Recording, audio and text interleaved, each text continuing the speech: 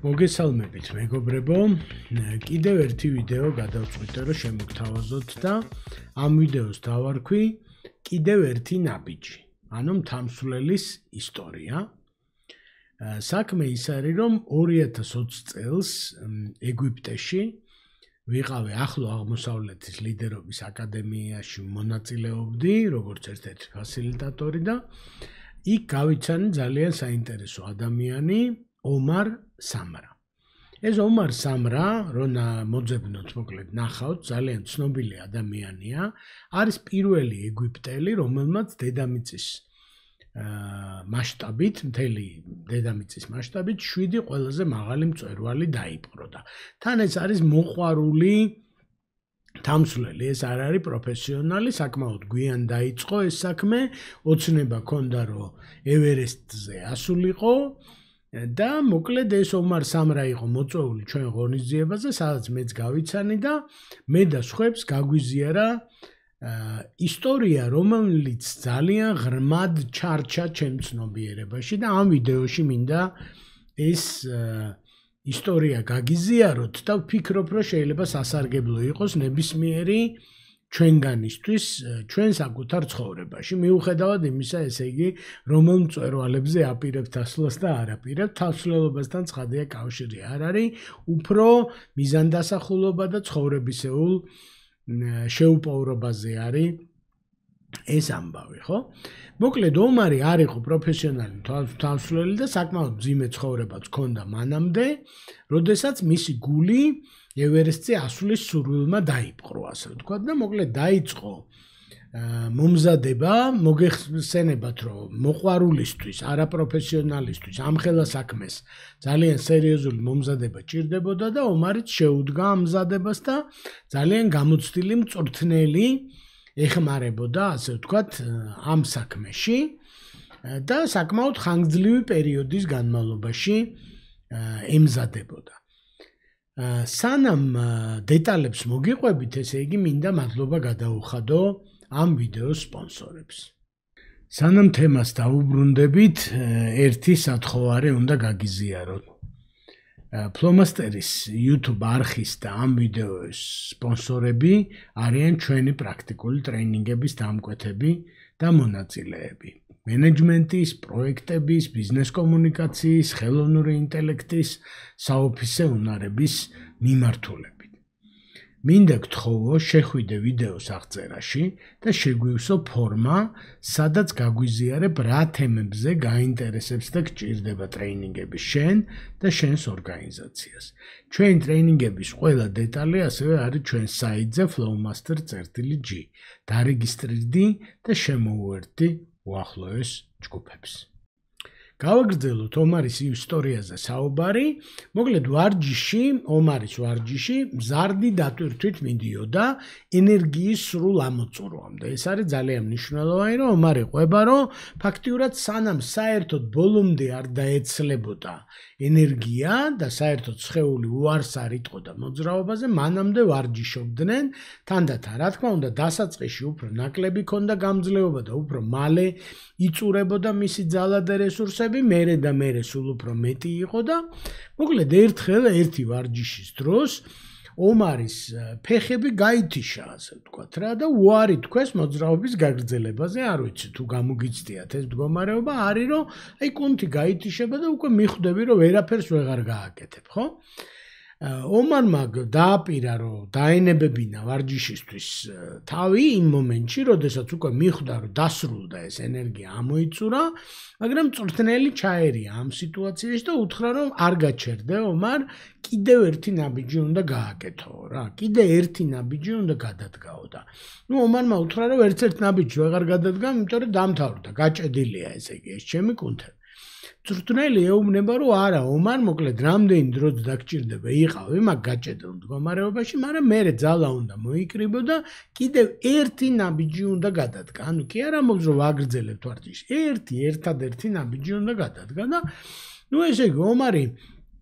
ვერ მიხვდა ამ, ესე იგი, მწვრთნელს რატო ჭირდებოდა მან და მაინც ესა ერთი ნაბიჯი, მაგრამ ავტორიტეტს ენდო, ეხა იმ ადამიანს პატივს სცემდა და იდგა ასე გახევებული დაახლოებით 9 საათი, ესე იგი არაფერი არ გამოდიოდა, მაგრამ 9 საათის მერე ვიგრძენიო, რომ რაღაცა თითქოს რაღაცა ძალა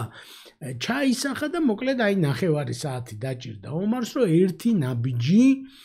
გადაედგა და ის ერთი ნაბიჯი რომ გადადგა და მართლა დაანება მწვრთნელმა თავი და უთხრა რომ ძალიან კარგი მადლობა, ესე იგი ყოჩაღ რომ დამიჯერე და ასე შემდეგ, ხო? და მწვრთნელმა უთხრა რომ სინამდვილეშიო აი ეს მოგეთხოვება, ერთადერთი რამე რაც მოგეთხოვებაო შენ როცა მწვერვალზე ასვლას დააპირებო არის რომ კიდევ ერთი ნაბიჯი გადადგაო, როცა აღარ შეგიძლიაო. რა ეს არის მთელი ფილოსოფია ცხოვრებისაც, ევერესტზე ასვლისას და ყველაფრისაც, რომ როდესაც დასრულდება შენი რესურსი, ამოიწურება და აღარაფერი შეგიძლია, უნდა მოახერხო და ერთი ნაბიჯი გადადგა. და ამის მერე, ნუ იმ მომენტში მიხვდა ამას ომარი თუ მერე მიხვდა, ამის მერე ყვება უკვე, როდესაც დაიწყო უკვე რეალურად დადგა ის დრო, როდესაც ომარი უკვე ექსპედიციაშია და უკვე ევერესტზე მიდიან, მოკლედ 70-მდე ადამიანი წარმოიდგინეთ ერთი თოკით არიან ერთმანეთთან გადაბმული, რომ არავინ დაიკარგოს, არავინ ჩავარდეს და ასე შემდეგ და მიდიან მწვერვალისკენ, შუალედში არის შუალედური სადგურები, სადაც ჩერდებიან, ისვენებენ, მერე აგრძელებენ და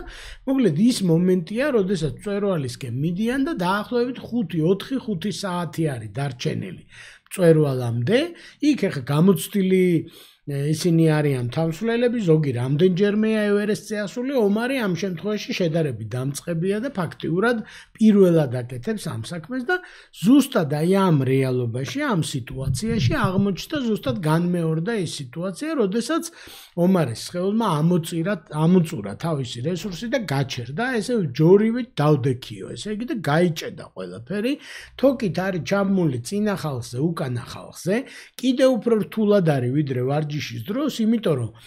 თუ ომარი გადაწყვიტავს დაბრუნებას საბაზო სადგურში, შესთავაზეს რა თქმა უნდა და უთხრეს რომ კარგი არაუშავს, არ ინერვიულო, მაგრამ სხვა ვინმეც უნდა გამოეთიშოს ამ ასვლას, იმიტომ რომ მარტო ომარი ვერ დაბრუნდება და ამიტომ სხვა ვიღაცაც უნდა გამოთიშოს და ისიც ვეღარავა მწვერვალზე და მოკლედ ძალიან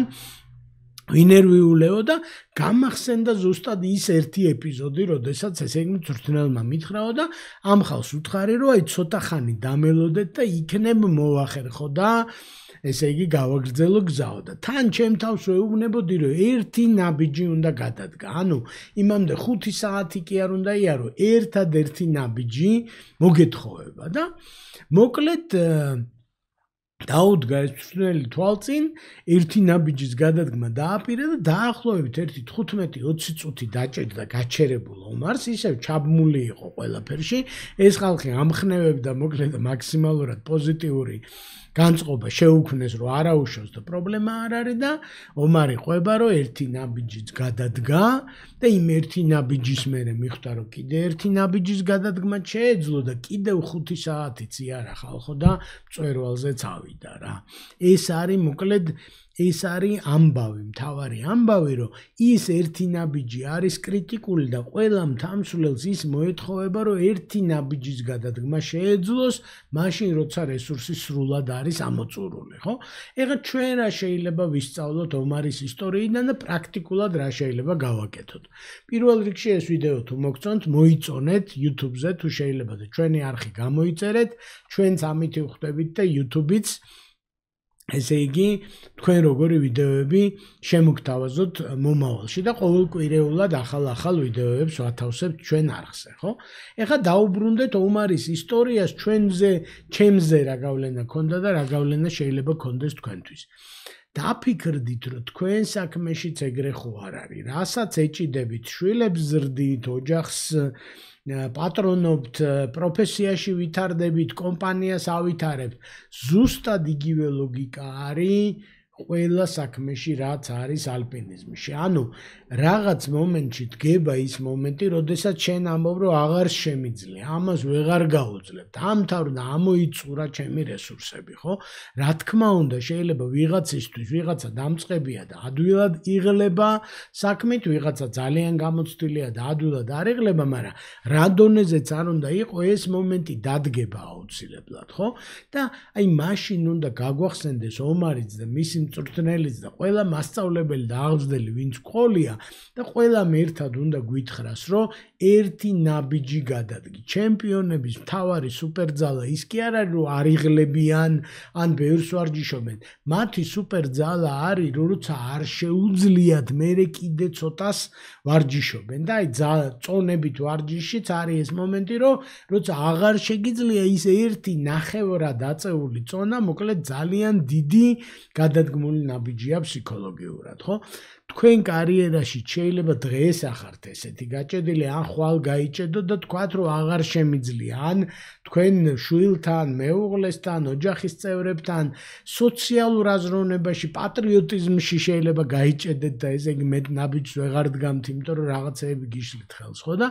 მოკლედ დაფიქრდით, სად ხართ გაჭედილები, წარსულში სად გაჭედილ ხართ და ის ერთი ნაბიჯი რა ყოფილა, რომელმაც გიშველათ და განაახლა თქვენი ენერგია. სად აღარ შეგიძლიათ, სად გონიათ, რომ აღარ შეგიძლიათ და სად უნდა გადადგათ კიდევ ერთი ნაბიჯი და დაფიქრდით, რამდენი დროც დაგჭირდებათ იყავით მაგ მდგომარეობაში, ოღონდ არ დანებდეთ, იმიტომ რომ ერთი ნაბიჯი უნდა გადადგათ, აუცილებლად კიდევ ერთი ნაბიჯი და იმ ერთი ნაბიჯის მერე უკვე გამოჩნდება ახალი გზა და ესეთი ნათქვამია, რომ რწმენაო ეწოდებაო, მათ შორის შენი თავის რწმენა ნაბიჯის გადადგმას მაშინო, როდესაც კიბე საერთოდ არ ჩანსო. შეიძლება გზას საერთოდ ვერ ხედავდე, მაგრამ არ უნდა დანებდე და ეგ ერთი ნაბიჯი უნდა გადადგა და მეც თან დამყვება ეს ომარის ისტორია, როცა ძალიან გამიჭირდება და მინდა რომ თქვენც გაგყვეთ. ეს არის რაც ამ ვიდეოში მინდოდა მეთქვა და მადლობა ყურადღებისთვის და მალე შევხვდებით შემდეგ ვიდეოში.